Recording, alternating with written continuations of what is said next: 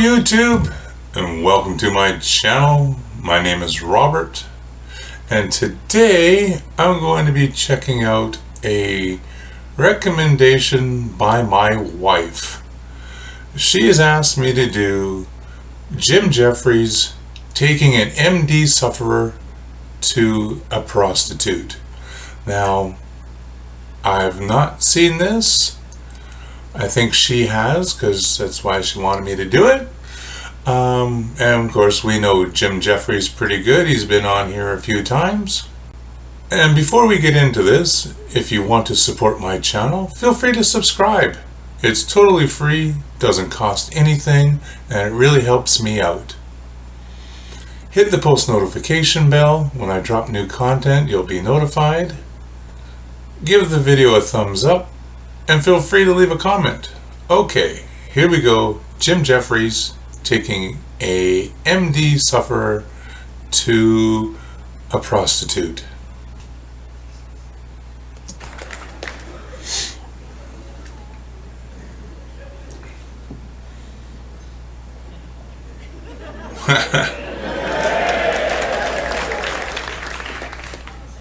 How many more do you reckon there's behind you?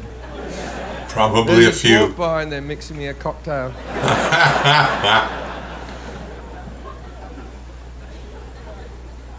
I am fucking drunk now. Alright. I'm going to tell you a story. This story is very long. The first 3 minutes of this story are very depressing. Just hitching up my pants. First 3 minutes of this story are very depressing, but there is a moment where this story takes flight. And you have to hang in there with me until this moment and trust me that the story is going to get good. Okay. I grew up at number 3 Turramurra Street. At number 5 was my two best childhood friends, Andrew and Daniel Connor. Daniel was born with a disease called muscular dystrophy. If you don't know what muscular dystrophy is, it's a horrible disease that wastes away at your muscles. It's the same as Lou Gehrig's disease or motor neurone disease, except you're born with it. Okay. You get diagnosed when you're about 6 years old, when you're not walking right, they put you on crutches. By the time you're 10, you're in a wheelchair. By the time you're 20, you're in a completely vegetated state. Holy shit. Most people die before their 25th birthday. Wow. Dan's lived to be 33 years old. Wow. Still Still alive and kicking. What? Let me rephrase that. Oh, son of a bitch. Still alive. He's actually died 7 times in his life and been resuscitated. 7. 7. And I once asked him, I said, Dan, what happens after you die? And he said, nothing. Oh, God. Good luck with your religion and your faith. I'll take an actual statistic. Because Jim's an atheist. Now, his family had since moved to Melbourne. I had moved to Great Britain. I went to do the Melbourne Comedy Festival. This is about a year ago. I hadn't seen him in all that time. His brother Andrew came to see my show, and then Andrew took me to see Dan. And I went in to see him, and I'd never seen anyone live this long with this disease, and he's laying on a bed. His eyelids are a muscle that he can't keep open anymore, and he's just squinting through these little things. Has a breathing mask on him to keep his lungs working because the lungs are a muscle that he can't keep pumping. Oh. He has a heart monitoring machine in case he flatlines in the middle of the night and someone has to resuscitate him. And as soon as I walked in and saw this guy that I used to run around with as a child, I burst into tears. There's nothing worse you can give anyone in this world than pity. You know? I went in the corridor, I felt like a right prick, and I was fucking wiping my eyes off. And I went back in, and I sat with Dan. His brother Andrew went off to work, and me and Dan chatted for a while. 20 minutes into the conversation, Dan says to me, Jim, I'm 32 years old. I've never been with a woman. Will you take me to a prostitute? And that's where the story picks up, ladies and gentlemen. Because I went, fuck yeah! Exactly. And he went, but don't tell my brother, he wouldn't understand. I said, that's where you're wrong. I've known your brother my entire life. Trust me, he will understand. And against Dan's will, when Andrew came home from work, I pulled Andrew aside and said, Andrew, look, here's the deal. Dan's asked me to take him to a prostitute. I'm going to do it whether you like it or not, but I think as his brother, you should come along and help out. And Andrew went, we're not doing it. And I went, why? And he went, it'll kill him. And I went, It's gotta be better than what he's going through now. he's gonna die soon anyway. This is a good way for him to go, like, sure, we'll have to answer a few questions. Typical guy response. And he said, we're not doing it. And I said, why? And he goes, because Mum doesn't like you already. And I went, your mum's never liked me. That's why I'm the right guy to kill your brother. Oh, shit. And he said, all right, we'll do it, but he can't have full sex. Full sex will kill him. He can only have a blowjob. And I thought that was fairly reasonable. So we went back in and saw Dan. He was where we left him. Oh, no. And I said, Dan, here's the deal. I know you told me not to tell your brother, but I told your brother. Me and him are both going to take you to the knock shop tomorrow, mate. But you can't have full sex. You can only have a blowjob. And Dan went, I want full sex. And his brother Andrew went, Dan, you're in no position to argue with anyone ever. Then Dan reluctantly agreed. Now, prostitution in Australia is legal. It's what? So I spent the rest of the afternoon going through the phone book trying to find a brothel with wheelchair access. Best afternoon ever. That's too funny. Eventually I found one, the biggest brothel in the Southern Hemisphere, the Daily Planet, or as the Australians call it, 4 floors of whores. It's a 24-hour brothel because Australia's a go-ahead country. So we decided we were going to go early in the morning, like real early, like 6 a.m. We wanted to go when the place was quiet and we weren't going to cause a scene. That makes sense. So we wake him up at 6 o'clock in the morning. It's hard to tell if he's awake. Oh. And we get him in his chair. Now, he hasn't got your bog standard fucking wheelchair. He's got one of those big sort of silver-looking things with the truck tyres on it. I think the model's called a Hawking. Oh, no. And even though his muscles don't work, they get sore. So this thing can move him from side to side and back to front and even into a full bed. So we get him in the chair, then we order a taxi. And then it's not like you have black cabs out there. It's like a normal car, but they've modified the back to go higher, and they drive him up through the boot, and they strap him in there, and he sits up high with windows all around him like a big retarded Pope. Oh, no.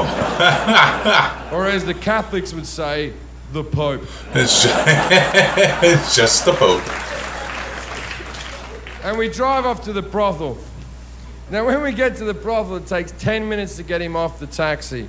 I see this as my window of opportunity. So while they're getting him off the taxi, I run into the brothel. Now, there's 2 ways that brothels work.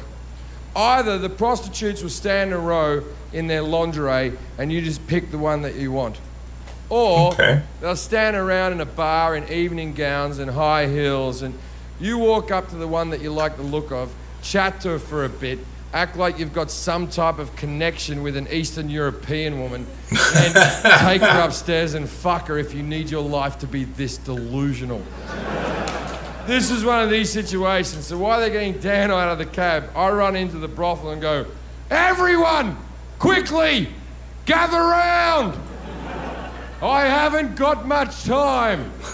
And these 14 bemused hookers shuffle over, and I went, look, here's the deal. I have a severely disabled friend with me. If you're not up for it, speak now or forever hold your peace. That makes fair enough. One of them went, how bad is he? And I went,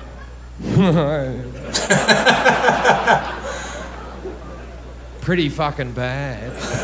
Oh, no. And 10 of them said they wouldn't do it, and I said, well, I respect that. But can you please go and hide, because I don't want him to be rejected by hookers. Exactly. And these 10 girls shuffle away in their evening gowns and their high heels with gonorrhea falling out. I am now left with 4 girls, the best looking one by a mile stays. Dan wheels in, looking like Jabba the Hutt, breathing like Darth Vader. Oh, no. 2 of the girls run away, and I'm like, are you fucking kidding, you sluts? I just asked you nicely. Yeah. So we're now left with 2 girls. The best looking one's there, the other one's a fucking troll. Oh, goodness. Now, out of respect for the ugly one, I go to Dan, I go, Dan, there's only 2 girls working today, mate. Which one do you want? And he said, the one in the green dress. Okay. Now, neither of them had a green dress. Oh. I stand up and look at Andrew and went, what the fuck is all this about? And Andrew went, oh yeah, his eyes are fucked as well. He's colorblind. Now it turns out that Dan's colorblind. It's not part of the condition, it's just unfortunate. Oh, wow. Wow. So, I sat with the hooker. Now I'm going to pay for everything. Uh-huh. Now the reason I'm going to pay for everything is simple. I told Dan and Andrew that I would pay for everything as long as I got to tell this story to hundreds of thousands of people in the future. Oh, that sounds fair. And they said, of course you can, Jim, but be respectful and change our names. Which sounds like the right thing to do now, doesn't it? Oh, he didn't.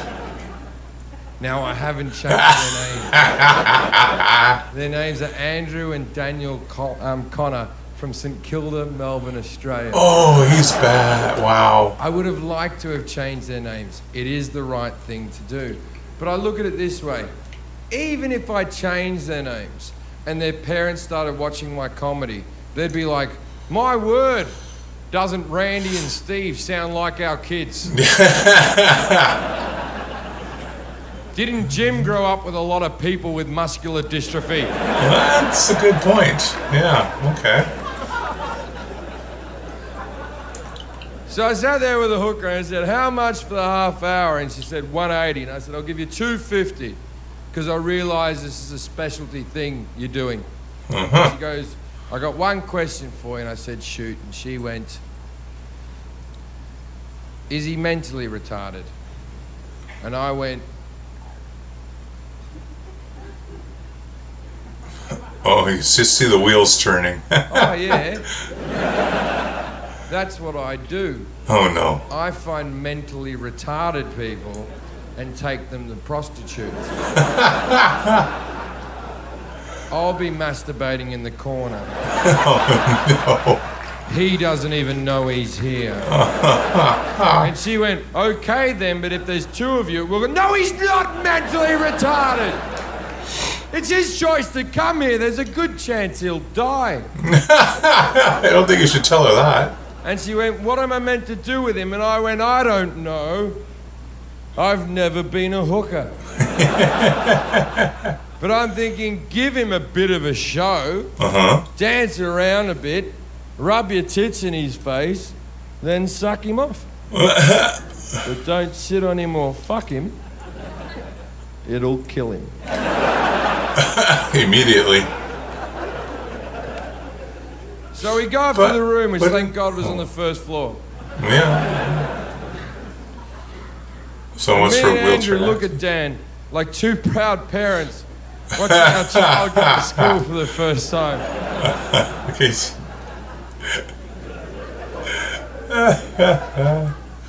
And then we leave, and as we proceed to leave, I pat Andrew in the back and I said, Andrew, you've been a good brother today. He said, thanks, mate. And then we had a hug. And then we had that moment after a hug that Australian men have where we go, oh, get out of it, what's wrong with you? And then I said, hey, Andrew, how does Dan get his clothes off? And Andrew went, fuck! Exactly. And we went back in. Andrew looks him up and down, and he turns to me and goes, look, he's very fragile. I know how he likes to be picked up. I'll lift him up, you take his pants off. Andrew gets behind, lifts him up by his armpits like I couldn't have figured out their magical hold. I'm on my knees taking Dan's tracksuit pants off. He always wore tracksuit pants, never got into fashion. And I wonder as I'm why. taking his tracksuit pants off, what many of you are wondering is, can Dan get an erection? Oh. And the answer is yes. Oh, really? Even though none of the muscles in his body work, the cock is not a muscle, the cock is a bit of skin that fills with blood. If he gets aroused up here, blood will rush to there. Now, what nobody knew about this 32-year-old virgin is that Dan's packing heat. Oh. I'm talking 9.5 inches of disabled misery. This cock's so fucking big, I think that's why the rest of his muscles didn't work. Oh. I take the pants off, this thing springs up and hits me in the mouth. Oh no. And he just admitted that to the entire world. Then the hooker goes, let's do the light. The what? Let's explain the light. Oh, a light. When they legalised prostitution in Australia, they didn't legalise it in all forms. For instance, you cannot get a street-walking hooker, you cannot get a prostitute to your hotel room. You can only go to a brothel in a safe environment where they have security for the girls in case a man shows up being drunk and dickhead or whatever. And also, it's safer for the people who go to brothels because the girls get tested for STDs every month. So, arguably, you're better off in Australia fucking a prostitute than picking up a girl in a bar. But I'm not going to have that conversation again. Oh my... You try explaining that to a girlfriend, it's a fucking minefield. But also they make it safer for the girls. If you're a guy who goes to a prostitute, you have to undergo the light. Let's explain the light. It's very simple. Sounds like what it is. You put your cock under a very bright light and they look around the shaft to see if there's anything untoward. Then they get a magnifying glass out, go through your pubes to make sure nothing's running around. Oh my. It's not a big deal. I've been rejected heaps of times. Now the chair's here, there's a bed here, there's a hot tub there, the light's over there. Now we try to get the chair past the bed and the hot tub, but we can't get it through. So me and Andrew walk over the hooker and we're whispering because we don't want Dan to hear, and we're like, we can't do the light thing. And she goes, if you don't do the light, I'm not doing it. And me and Andrew went, come on. Come on. He's a virgin. What's the worst that can happen? And she whispered, actually, I'm more concerned about its cleanliness. Oh, yeah. Good point. Good point. And his brother Andrew said loudly and proudly, I washed it before we came out. Now, you may think you're a good brother, good sister, good mother, good daughter, whatever the fuck you think you are in this world. But you're nothing until you've washed your disabled brother's cock to take him to a prostitute. That is love, ladies and gentlemen. Oh, my goodness. Tangible fucking love.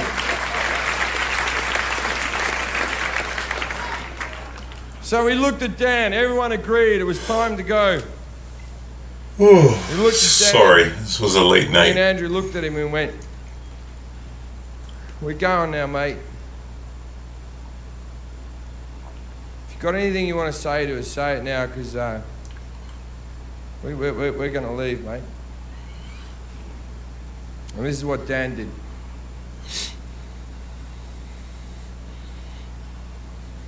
Oh, jeez. He's got to mimic him?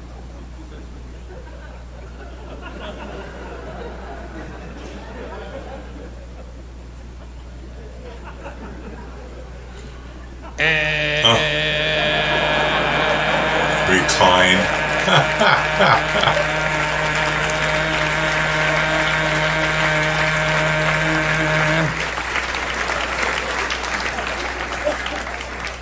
Leave! So, me and Andrew went back down to the bar and we hanged out with the hookers. There's like 10 of them sort of mulling around. You know. We're standing there. We don't know what Dan's up to, but we're standing around the bar with all the hookers. And then 5 guys from London walk into the bar who are obviously out of their fucking skulls on coke. Now, if you've never taken a lot of coke, then if anyone's got any... Meet in the bathroom. If you've never taken coke, you know, when like 5 or 6 guys get together and take coke on like a Tuesday, there comes a point at about 6 in the morning when we go, well, you better call up some chicks, maybe, and you call up ex-girlfriends, like bring some friends. And it's like, I don't know what you're expecting. So basically, I think it was a Wednesday we did this, and I think these guys have been on coke all night, and they've obviously gone, oh, okay, let's go down to the brothel. We'll go down to the brothel. It'll be fun. We'll go down to the brothel. And I'm standing at the bar chatting with all the hookers, and these 5 guys from London walk in, and one of them recognises me and goes, Jim fucking Jefferies. Jim fucking Jefferies. I know you, mate. I know you, the comedian, the Spaz Approved guy, the comedian. And I went, hey, how you doing, man? He goes, hey, Jim. Want a line of coke? And I went, yes. Of course you did. And I went up to the toilet and did a line of coke. And I come back out, and obviously I've left Andrew alone for too long. And he was sort of panicking all by himself. And I sort of walk in like, what's wrong? And he goes, what if we've done the wrong thing here? What if he's in there dying right now? What if he stopped fucking breathing? Or what the fuck, his heart stopped? What the fuck are we meant to do? I said, not a problem. I'll resuscitate him. Oh. And he said, do you know how to do that? I said, no, I don't, but how hard can it be? Push, blow, blow. I haven't embellished that in the slightest. That's the exact thing I said to him. Push, blow, blow. Maybe? Then the prostitute walks back in the room, who was with Dan. Oh. So I'm staying with the 5 coke fiends, 10 prostitutes. She walks in the room. It's like that moment in a movie where the needle on the record just sort of goes, eh, and everything stopped. And she walked in and she said, well, it's over. Oh. And me and Andrew in unison went, is he dead? Well, yeah, well, is he? Potent. And her exact words were, oh, I didn't check that. So, me, Andrew, the 5 coke fiends, the 10 hookers, we all run to the room. Now he's not dead. His chair's back in the upright position. His cock is still sitting up majestically, covered in jizz and spit. For a man who an hour ago couldn't lift his eyelids, he was sitting there like this.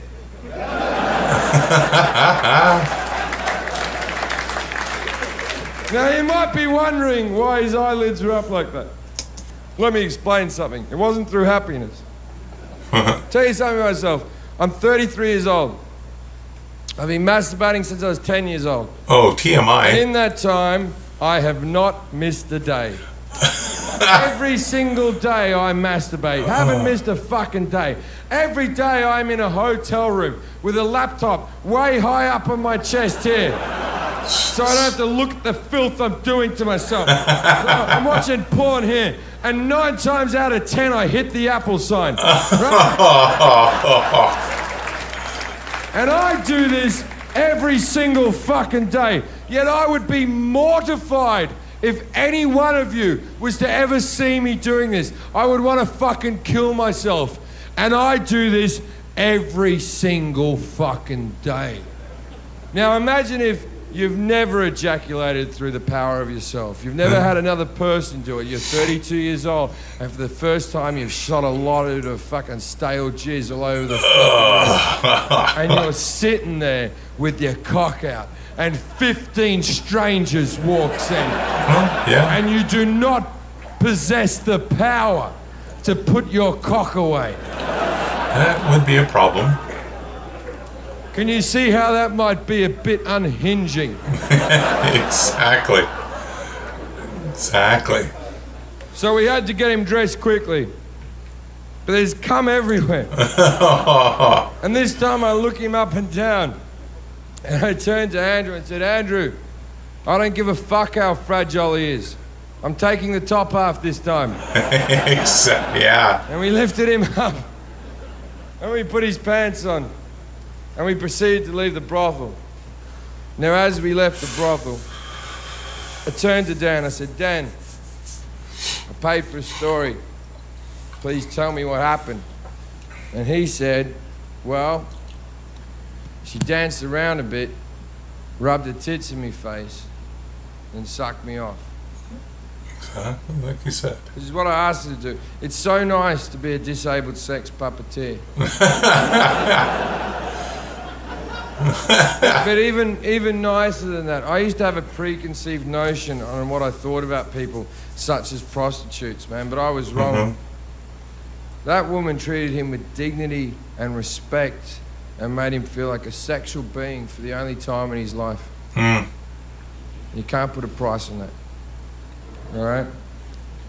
Well, 180 is the You mean 250? exact figure.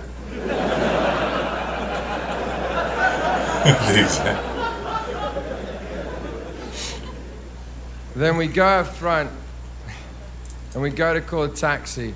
Mm-hmm. And the taxi driver who drove us there is still sitting out the front in his car. He winds his window down and looks out and goes, I'll drive you home for free. I just need to know what happened. Thank you very much, ladies and gentlemen. Good night.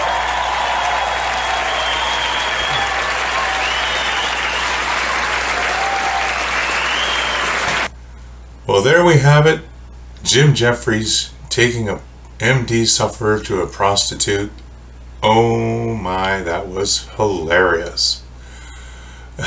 You know, you imagine being the cab driver. You're dropping 3 men off at a brothel and one's in a wheelchair. Of course you're gonna hang out and see like what happened, how you know who's doing what, you know. Jim, it's so funny. I really do enjoy his comedy. Looking forward to doing some more of Jim Jefferies. Any suggestions, leave them in the comments down below. I'll leave a link to the original video in the description box. I think this will be the end of the video for now. I hope you really enjoyed that as much as I did. We'll see you again next time. Have a great day. Goodbye.